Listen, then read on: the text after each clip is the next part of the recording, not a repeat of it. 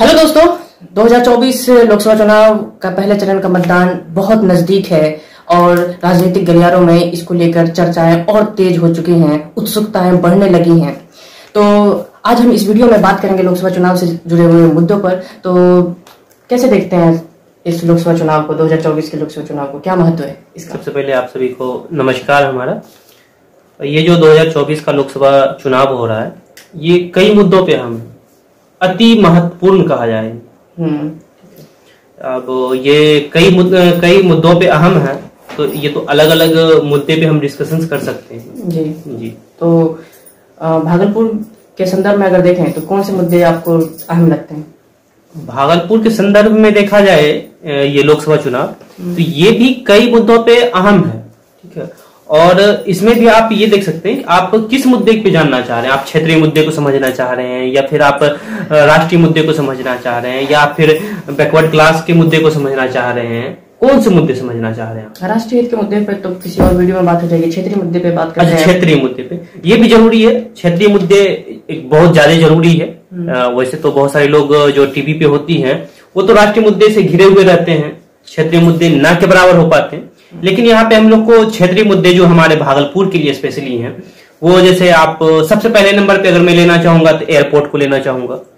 ठीक है, अगर हमारे भागलपुर में एयरपोर्ट होते तो जाहिर सी बात है कि यहाँ का विकास बहुत ज्यादा कई गुना बढ़ जाएगी। क्या क्या फायदे होंगे, मतलब अगर एयरपोर्ट होता है भागलपुर में? देखिए, सिर्फ एक एयरपोर्ट होने से आपके हमारे पास में बेनिफिशियल ये होगा कि जितने भी उद्योगपति होते हैं उनका आना जाना आसान हो जाएगा।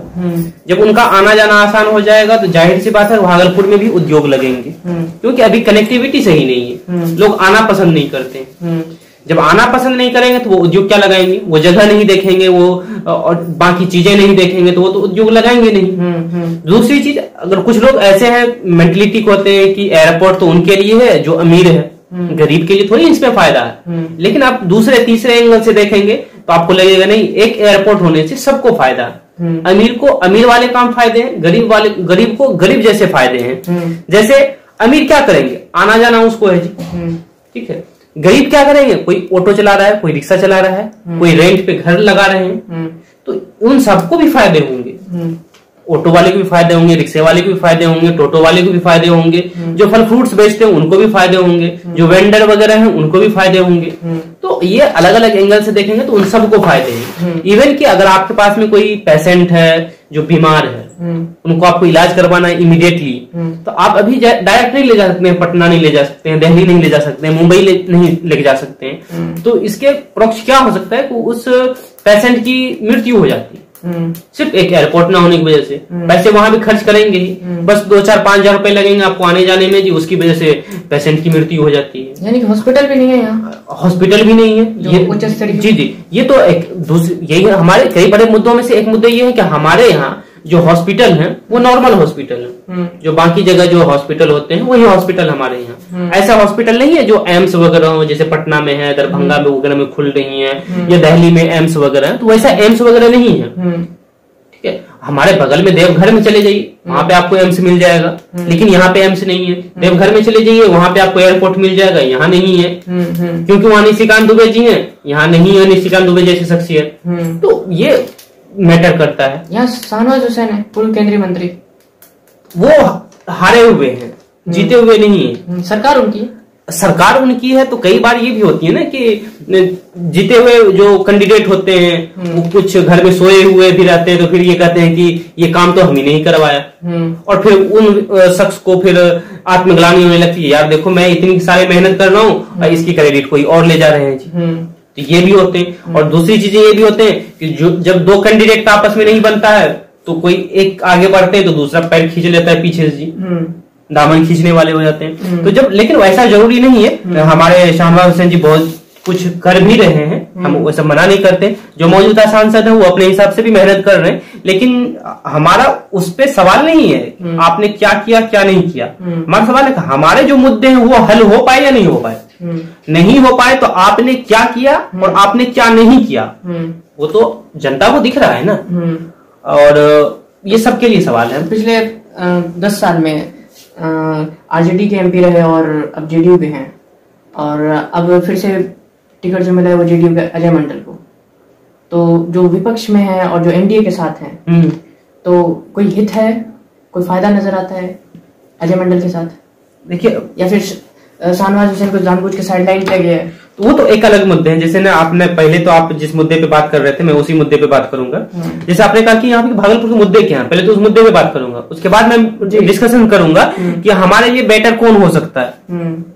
ठीक है, हमारे लिए शाहनवाज हुसैन बेटर हो सकते हैं, या फिर अजय मंडल हो सकते हैं, अजय शर्मा हो सकते हैं, बुलो मंडल हो सकते हैं, या बाकी वो कैंडिडेट जिसको मैं आज तक जानता भी नहीं हूँ, देखा भी नहीं हूँ, ठीक है, वो हो सकते हैं बेहतर, हो सकते हैं उनमें भी कोई बेहतर हो सकते हैं हमारे लिए, लेकिन वो हमारे आज मुद्दे नहीं है। मुद्दे हमारे ये कि भागलपुर के मुद्दे क्या है। तो तीसरा मुद्दा क्या होगा हमारे? जैसे अभी पहले फर्स्ट में मैंने आपको बताया एयरपोर्ट है, दूसरा आपका विक्रमशिला यूनिवर्सिटी, जो एक जमाने में विश्व से लोग यहाँ आते थे पढ़ने के लिए, पूरे विश्व से आते थे, और आज खंडर में तब्दील किया हुआ है, उसकी कोई पूछ नहीं है।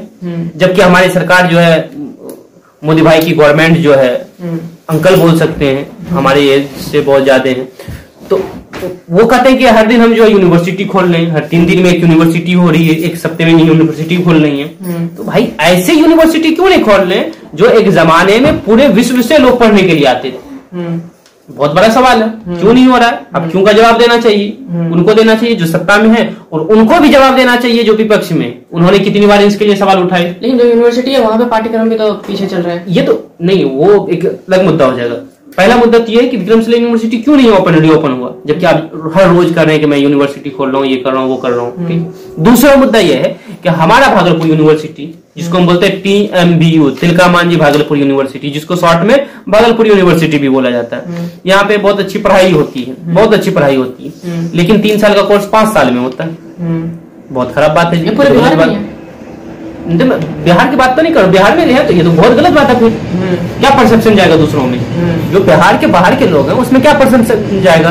यहाँ इवन की रवीश कुमार जी इस पे एक प्राइम टाइम किए थे एक समय में, पूरा देश देखा बिहार को कि बिहार में किस तरीके से जो है बच्चों के साथ खिलवाड़ किया जा रहा है। पूरा देश देखा ना, पूरा देश नहीं पूरा दुनिया देखा। लेकिन ऐसा परसेप्शन नहीं जाना चाहिए, क्योंकि हकीकत है, उन्होंने हकीकत को दिखाया, लेकिन फिर भी आज तक कोई सुधार नहीं हुआ। मेरी बात मुद्दा ये है कि भागलपुर यूनिवर्सिटी को देख लीजिए, करोड़ों अरबों रुपए दूसरे यूनिवर्सिटी से आते हैं, फॉरेन से आते हैं। आप ये चीज कीजिए, काम के लिए आपको 1 करोड़ रुपया दिया गया, 5 करोड़ रुपया दिया गया, वो खर्च नहीं कर पा रहे। अब तो ये बड़े माकूल की बात है कि आप उसको यूज नहीं कर पा रहे। दूसरी चीज की यूनिवर्सिटी में जो बिजली बिल है, बिजली भी आते हैं, उनके पेमेंट नहीं कर पा रहे हैं। आप क्या बच्चे को सिखाएंगे कि आप घर के बिजली के बिल अपने टाइम पे पेमेंट करोगे जी? आप तो नहीं सिखा पाएंगे। अब वो कहते हैं कि हमारे पास में जो है ना आपके ये बिजली के जो है बहुत सारे ऑफिस वगैरह खुले हुए हैं, उसके रेंट दीजिए हमको। अरे आपके ऊपर कोई कब्जा कर रखा हो, सरकार के ऊपर ही कब्जा कर रखा हो, ये तो बड़ा आश्चर्य की बात है जी। बिल्कुल ठीक है, तो ये तो अलग मुद्दे हैं। लेकिन जो हमारे मेन मुद्दे यूनिवर्सिटी वो है कि हमारे यूनिवर्सिटी में अच्छी पढ़ाई नहीं हो रही, हमारी यूनिवर्सिटी में अच्छी रिसर्च नहीं हो रही है। हमारी यूनिवर्सिटी में जाएंगे तो आप कुछ दिखेगा ही नहीं, लगेगा ही नहीं ये यूनिवर्सिटी है। ये वो यूनिवर्सिटी है जिसके बारे में हम पेपरों में या किताबों में पढ़ते हैं कि बिहार का बड़ा यूनिवर्सिटियों में से एक यूनिवर्सिटी, नालंदा के बाद बड़ा यूनिवर्सिटी है, दूसरे तीसरे चौथे नंबर पे आता है। तो ये एक बड़ा मुद्दा है कि भाई जिस यूनिवर्सिटी को हम किताबों में पढ़ते हैं, पेपरों में पढ़ते हैं, वो यूनिवर्सिटी का खंडर में तब्दील होता जा रहा है। आप उनका हॉस्टल वगैरह एरिया दिखाएंगे आपको, हर साल बाढ़ में पूरा हॉस्टल पानी से भर जाता है।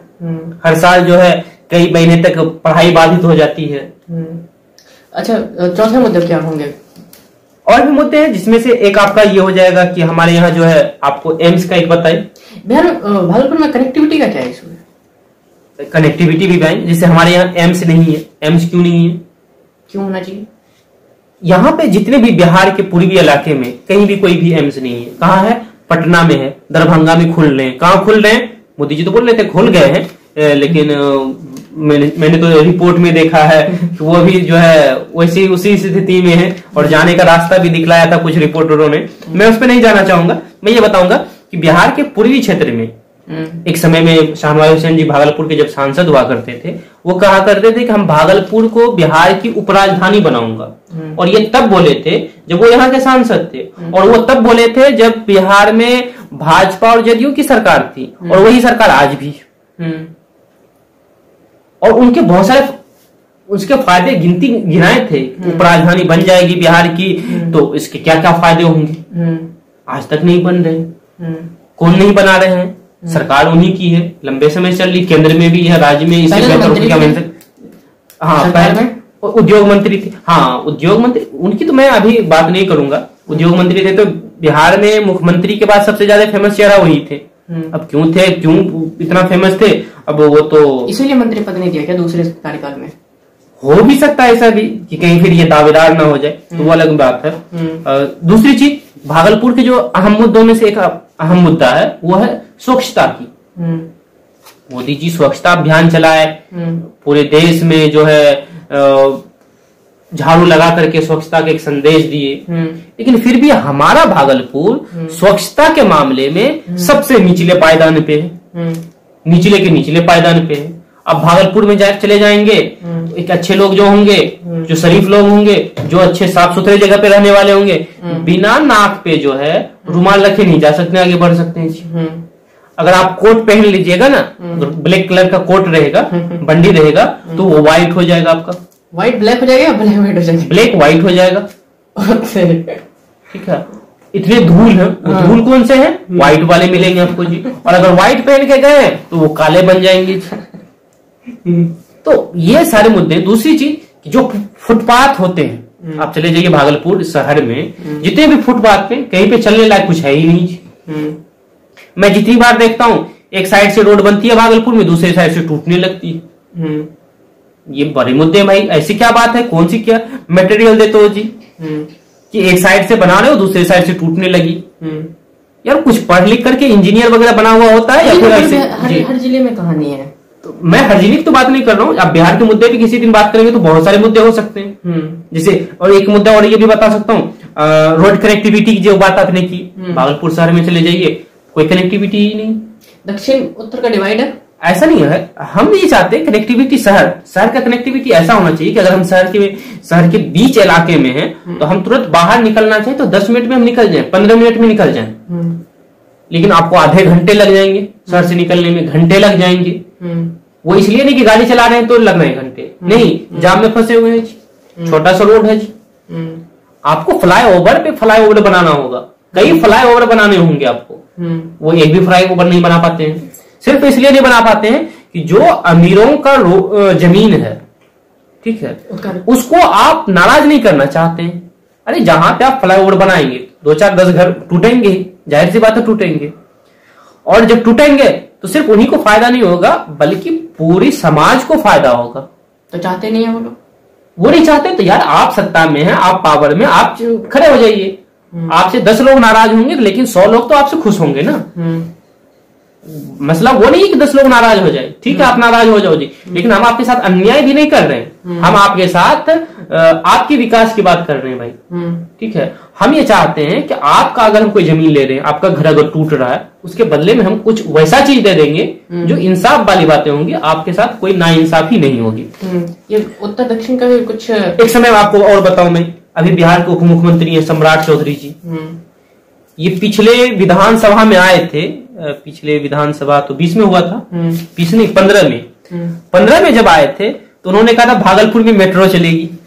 आप पूछ लीजिएगा कभी उनसे, आज तक मेट्रो की कोई चर्चा नहीं हुई। पहली बार उन्होंने चर्चा की भागलपुर में मेट्रो चलेगी और आज तक उसके बाद कोई चर्चा नहीं हुई। और मैं पेपर रोज पढ़ता था, खुश होता था, अब मेट्रो चलेगी, अब मेट्रो चलेगी, क्योंकि पेपर में उसके जो भी क्या कहते हैं आपका लेखक थे वो लिखते थे उस चीज को कि एक नए शिगुफा छोड़ के चले गए सम्राट जी, ठीक है। और साथ साथ में लिखते थे कि शाहनवाज हुसैन जी कब से बोल रहे हैं भागलपुर में जो है आपका एयरपोर्ट बनने का, आज तक नहीं बना, एक नया शिगुफा छोड़ के चले गए, भागलपुर वासी इसी में खुश हो जाएंगे। और सही बात, लोग खुश हो गए थे।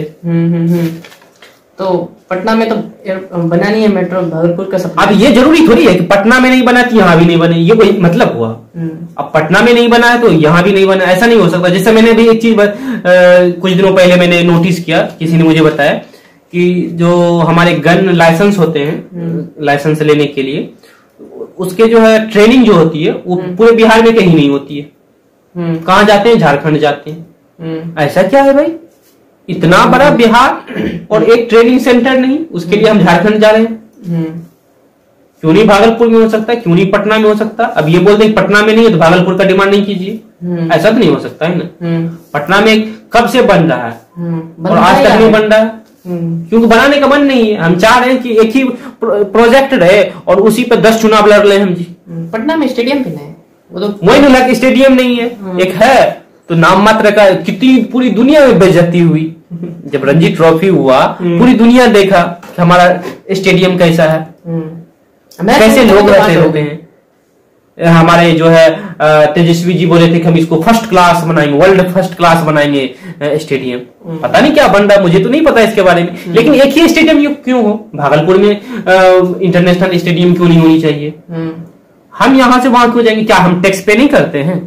भागलपुर के लोग टैक्स पे नहीं करते हैं, कटिहार के लोग टैक्स पे नहीं करते हैं, किशनगंज के लोग टैक्स पे नहीं करते हैं, उसके लिए ये सुविधा क्यों नहीं होनी चाहिए? हम रांची क्यों जाए क्रिकेट देखने के लिए? अरे कभी आप भी मेरे यहाँ जाओ देखने के लिए ना, ताकि हमारे ही समाज के लोगों का उसका भी तो कुछ रेवेन्यू हो सके। वो भी तो रूम रेंट पे लगाए, हम भी चाहते हैं 5 स्टार होटल मेरे यहाँ भी हो। यूपी में 2 स्टेडियम है, कानपुर, लखनऊ। हाँ। महाराष्ट्र में मुंबई, पुणे जी। बिहार में 2 क्यों नहीं हो सकता? यहाँ तो एक, पहले तो एक भी तो नहीं है। हाँ। पहले तो हम चाहते हैं पहले एक हो। हाँ। लेकिन एक भी नहीं है जी। लेकिन एक नहीं है, कम से कम 2 4 5 2 कम से कम तो अभी जरूरी है, मस्ट है। एक पटना, एक भागलपुर। भागलपुर तो दूसरे नंबर पे। आप पश्चिम को देखिए पटना, पूरब को देखेगा भागलपुर। अगर आप आज नहीं करेंगे तो आने वाले दिनों में बहुत बड़ा मुश्किल होने वाला है, क्योंकि लोग फिर दूसरी रास्ते निकाल लेंगे। हाँ, क्या है दूसरा रास्ता? ये नहीं मैं बताऊंगा अभी नहीं बताऊंगा मैं। जैसे भागलपुर के लिए और भी मुद्दे एक है, क्राइम रेट यहाँ की कम होनी चाहिए। एक समय में जब शाहनवाज हुसैन थे यहाँ के सांसद, तो उन्होंने कहा था कि पूरे भारत में अगर सबसे ज्यादा मर्डर होती है तो वो भागलपुर में होती है। मैं नहीं कह रहा हूँ, वो कह रहे थे। ये तारीफ कर रहे हैं या बुराई कर रहे हैं उनकी? मैं तारीफ नहीं कर रहा हूँ। उन्होंने कहा था कि मैं ऐसे समय में आया हूँ कि जिस समय भागलपुर में सबसे ज्यादा हत्याएं हो रही है, मैं कोशिश करूंगा कि ऐसी नहीं हो। ठीक है, अभी का क्या है मुझे नहीं पता, तो वो सब ना होनी चाहिए। दूसरी चीज की हमारे यहाँ फॉरेंसिक वगैरह नहीं है, फॉरेंसिक लैब वगैरह नहीं है। अगर कोई एक हत्या करके चला जाता है तो हमारी पुलिस बस हाथ झुला के जाती है, एक डायरी लेकर के हाथ में, और चली जाती है जी। ठीक है, जिसको चाहा उसको गल्ला पकड़ के उठाया, पहुंचा दिया जी थाने में। ऐसा नहीं होना चाहिए। आप विद एविडेंस के साथ में किसी को अरेस्ट करें। जैसे अभी देख लीजिए, केजरीवाल जी को अरेस्ट कर लिए, हेमंत सोरेन जी को अरेस्ट कर लिए, तो आप ऐसे ही अरेस्ट कर लीजिए। अब उसको बोलिएगा कि आप तुम जो है अपनी बेगुनाही साबित करो, तो ये तो नहीं होगा ना भाई। आपके पास में सबूत क्या उसको अरेस्ट करने का, आप भी तो बताइएगा ना। आपके पास है नहीं, बस जिसको चाहा उसको उठा के पकड़ के लाके बंद कर दिया और बोल दिया आप अपनी बेगुनाही साबित करो। ऐसा नहीं चलेगा। ऐसा अगर आप आज कर रहे हैं तो कल दूसरा करेगा, तो फिर आपके पास जवाब नहीं होगा, तो फिर दूसरे को मौका दे रहे हैं आप। अगर आप एक राज्य में कर रहे हैं तो दूसरे राज्य में फिर दूसरा भी करने लगेगा। कम से कम सभी जगह तो आप भी तो नहीं है ना, दूसरी जगह दूसरा भी है। तो फिर तो ये सारे कुछ प्रमुख मुद्दे हुए। खैर टाइम की कमी है, तो कैसा भागलपुर का राजनीति कैसा चल रहा है? मैं तो देख रहा हूँ कुछ पोस्टर वगैरह भी नहीं दिख रहे, मोदी जी का भी चेहरा नहीं दिख रहा, मतलब पोस्टर भी नहीं दिख रहा। आश्वस्त है अजय मंडल जीतेंगे? नहीं, ऐसा तो नहीं कह सकते आश्वस्त है। इतने तो भागलपुर की जनता बेवकूफ नहीं है, बन गई है इससे पहले, लेकिन अब इतना बेवकूफ नहीं, क्योंकि 2024 चल रहा है। भागलपुर की जनता जो है अब समझ चुकी कि मुझे क्या करना है। लेकिन समस्या ये है कि हमारे पास में ना लिमिटेड ऑप्शंस होते हैं, और उसी लिमिटेड ऑप्शंस में ना मुझे सेलेक्ट करना पड़ता है, तो वो एक बड़ी समस्या हो जाती है। अब मुझे पता होता है कई क्राइटेरिया में ये फिट बैठता है, कई क्राइटेरिया में ये फिट नहीं बैठता है, कई क्राइटेरिया में वो फिट बैठ रहा है तो ये नहीं बैठ रहा है। अब 2 ही ऑप्शन है, 2 ही ऑप्शन में से किसी एक को सेलेक्ट करना है, वो मेरे लिए बड़ी दिक्कत हो जाती है। अब लास्ट में जो है हमारे जैसे जो बहुत सारे वोटर हैं, वो रोज तो यही सोचते रहते हैं कि अच्छा इसको देना है कि इसको देना है, इसको देना है कि इसको देना है, और यही सोच सोच करके जो है ना लास्ट डे जब वोट गिराने की बात आती है तो वो यही सोच के जाते हैं इसको दे दें या इसको दे दें, इसको कर दें या इसको कर दें, और लास्ट में जाके अक्कर बक्कर 100 की टक्कर ये वाला जो है ना लगाते हैं, किसी एक को दबा देते हैं। तो ऐसा नहीं होना चाहिए। क्या लगता है कि मुद्दे क्लियर होने चाहिए कि हम किस मुद्दे पे किसको वोट कर रहे हैं। खुल के बोलिए कि हम इसको वोट करेंगे, क्योंकि किस मुद्दे पे हमारे भी कुछ मुद्दे हैं, जो मुद्दे पे हमारे एग्री होंगे हम उसको वोट करेंगे। लगता है कोई कैंडिडेट ऐसा इन मुद्दों पर ध्यान देगा? नहीं देगा तो मेरे पास नोटा है, नॉन ऑफ दैवव। अच्छा, हमारे मुद्दे जो हैं उस पर एग्री होइए, हमको साइन करके एक पेज में दीजिए, हम 100 रुपए का स्टाम्प हम खुद खरीद के लाएंगे, आपको खाली साइन करना है जी, आप साइन कीजिएगा, आपको मेरा वोट हो जाएगा। हम ऑन कैमरा आके लोगों को बोलेंगे कि हमारे जो है ना फलां साहब जो आए हैं और ये हमारे इन सारे मुद्दे को एग्री किए हैं, ये बोले हैं कि हम जो है आएंगे तो इसके लिए पूरा जो है काम करेंगे, नहीं करेंगे तो हमें चौराहे पे फांसी दे दीजिएगा। आप ऐसा बोले, हम करेंगे आपके साथ। बहुत बड़ा क्लेम कर रहे हैं।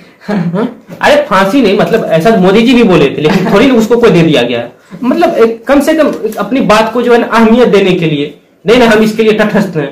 मोदी जी पूरी कोशिश की थी नोटबंदी में कि इससे कम से कम काला धन ऊपर हो जाए जी, तो वो अपनी बात को मजबूती के साथ बताने के लिए बोल दिए थे कि मेरे भाइयों मुझे टाइम दीजिए, ताकि अगर ऐसा नहीं हुआ तो फिर जिस चौराहे पे बोलिएगा मैं आ जाऊं। तो ये तो अपनी बात को मजबूती देने के लिए बोले थे, वही मजबूती देने के लिए मैं बोल रहा हूँ, ऐसा बोले। खैर टाइम बहुत हो गया है, तो आखिरी सवाल, लगता है ये सारे मुद्दे पे ध्यान दिया जाएगा, सुलझने वाला कोई उम्मीदवार जीत पाएगा? देखिए क्या लगता है? राजनीति है, कुछ भी संभव और कुछ भी असंभव नहीं है। अच्छा हाँ, ये कब क्या हो जाए इसका पता नहीं है, ठीक है। दूसरी चीज कि आप करें या नहीं करें, लेकिन हमारे जो मुद्दे हैं वो तो रहेंगे ही, और अगर आप करते हैं तो हमारे मुद्दे की लिस्ट जो है फिर लंबी होती चली जाएगी, तो फिर आपको दिक्कत हो जाएगा। तो आपको अगर आगे और भी राजनीति करनी है तो इस मुद्दे को सॉर्ट आउट करना होगा, कम करना होगा, ताकि जो नए मुद्दे आए तो फिर नेक्स्ट टाइम में आपको काम करने में बड़ा मजा आए जी, वोट मांगने में भी मजा आए, भीख मांगना ना पड़े, वोट मांगना पड़े जी। लोग सहानुभूति के साथ आपको दे के नहीं भाई 5 साल जो पिछले साल 5 साल थे तो इन्होंने बहुत अच्छा काम किया जी, ठीक है। ये भी फिर पैर पकड़ना ना पड़े, नहीं बाबू भैया इस बार देख लीजिए, अगली बार गलती नहीं होगा, ऐसा नहीं करना पड़े। चलिए, तो काफी अच्छी बातचीत रही, और हालांकि इस बातचीत में सारे मुद्दे भी शामिल नहीं हो पाए भागलपुर से जुड़े हुए और न ही लोकसभा चुनाव से जुड़े हुए। इस पर हम वीडियो बनाते रहेंगे और आते रहेंगे अलग अलग मुद्दों पर। ये पहला एपिसोड मान सकते हैं, अगले वीडियो में मिलते हैं। Okay, thank you.